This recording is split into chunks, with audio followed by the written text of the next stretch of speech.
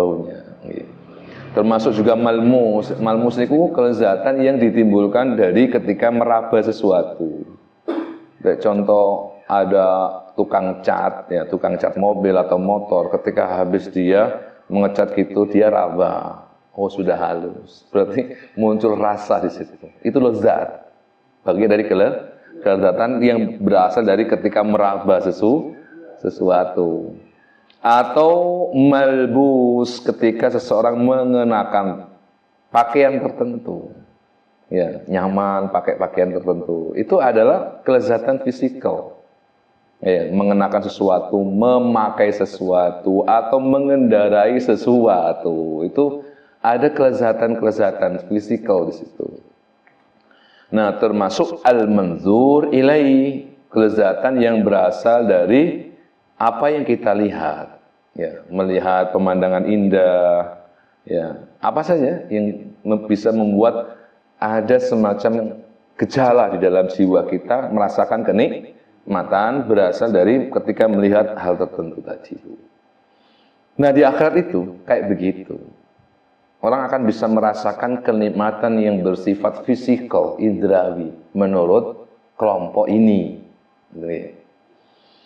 Wa'tarafu bi annahu yandafu ila dzalika anwa'un minas sururi. Mereka juga mengakui kelompok yang pertama ini bahwa yandafu ila dzalika, di samping juga kenikmatan-kenikmatan yang disebutkan di atas tadi itu juga anwa' minas surur.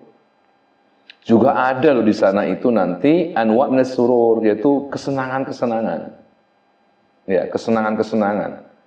Ya, jadi ada semacam kelezatan, juga ada kesenangan.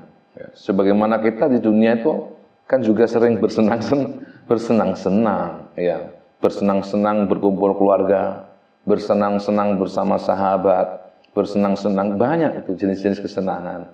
Nah, di sana juga ada itu anwa minas surur, berbagai macam kesenangan. Wa asnaf minal ladzati, dan berbagai macam jenis kelezatan. Nah, ini yang perlu digarisbawahi, allati la yuhitu biha wasful wasifin. Cuman kelezatan yang bersifat fisikal tadi yang digambarkan itu, atau kesenangan-kesenangan tadi itu tidak bisa dideskripsikan oleh siapapun, tidak bisa dijelaskan oleh siapapun, kecuali apa yang diberitakan oleh Al-Quran. Nah, kan ini ada misalkan hadis Nabi itu mimma la ainun ra'at, sebuah kesenangan, satu kebahagiaan yang mimma la ainun ra'at, yang belum pernah dilihat oleh manusia, wala udhunun sami'at, juga belum pernah didengar oleh manusia, wala khatara ala qalbil bashar, juga belum pernah terlintas dalam benak seseorang. Nah, ini seakan-akan ya bahwa kelezatan atau kenikmatan ukhrawi di surga itu ada, tetapi yang berhak untuk mendeskripsikan hanya Quran, hanya wahyu. Tidak semua orang boleh mendeskripsikan itu, karena informasinya harus berdasar pada Quran. Karena itu di Quran kan ada banyak keterangan, misalnya abarik wa ka'sim min ma'in, ada gelas-gelas. Itu kan sudah terbayang kan itu, khotoron kan itu, terbayang di dalam benak kita bahwa ada gelas-gelas, ada cangkir-cangkir, ada hurun maksurun fil khiyam, ada bidadari, ada misalnya wa basyiril ladzina amanu wa 'amilus salihati anna lahum jannatun tajri min tahtihal anhar. Ya.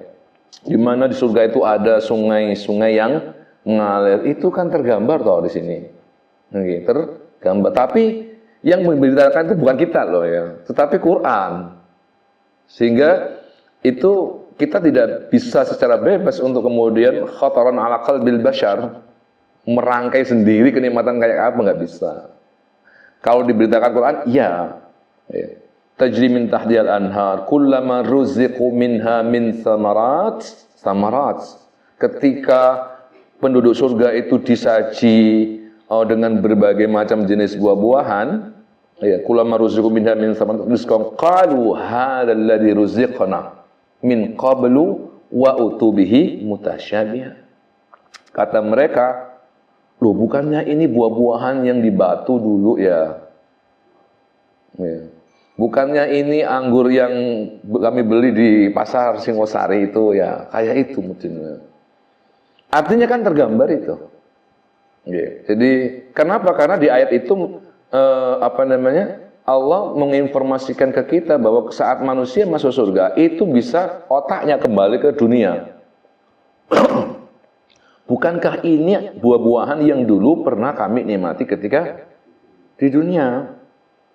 Ya. Nah, oleh karena itu para ulama tafsir membatasi penafsiran ini dengan cara bahwa itu mah modelnya sama, tapi rasanya yang berbeda. Artinya ada pembatasan pemaknaan di situ. Bahwa kita bisa membayangkan wujud dan jenisnya, tetapi dalam konteks rasa itu tidak sama.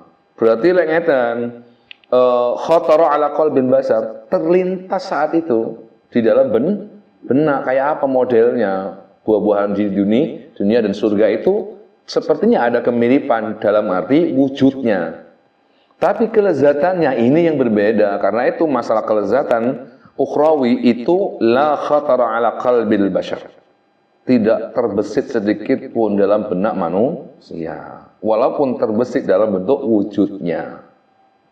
Baik. Wa anna dzalika yajri abadan lam qita'alah. Kenikmatan yang sedemikian itu tidak ada batasnya. Lam qita'ah, tidak terputus. Wa annahu la yunalu. Nah, ini yang perlu digarisbawahi. Bahwa semua kenikmatan yang hissiyah tadi itu la yunalu, tidak bisa diraih kecuali illa bil ilmi wal amali. Kecuali dengan ilmu dan amal. Berarti kuncinya untuk meraih berbagai macam kelezatan yang disebutkan oleh Al-Imam Al-Ghazali ini, ya kuncinya cuma dua. Oleh seorang golek ilmu, wis oleh ngelmu, baru kemudian diamal. Oke. Wis luruh no mau tok. Lek ilmu tok, lek ra ngamal. Oke nggih. Tidak otomatis kalau panjenengan ini oleh ganjaran. Yo lek wis diamalno baru oleh ganjaran. Coro ono arek enom belajar ilmu tentang bagaimana ketika menikah, gitu. Selama dia belum menikah, ya tetap hanya sekedar informasi, belum dapat pahala. Karena keberadaan ilmu tidak menjadi otomatis kalau panjenengan dapat pahala, kecuali jika ilmu itu sudah diamalkan.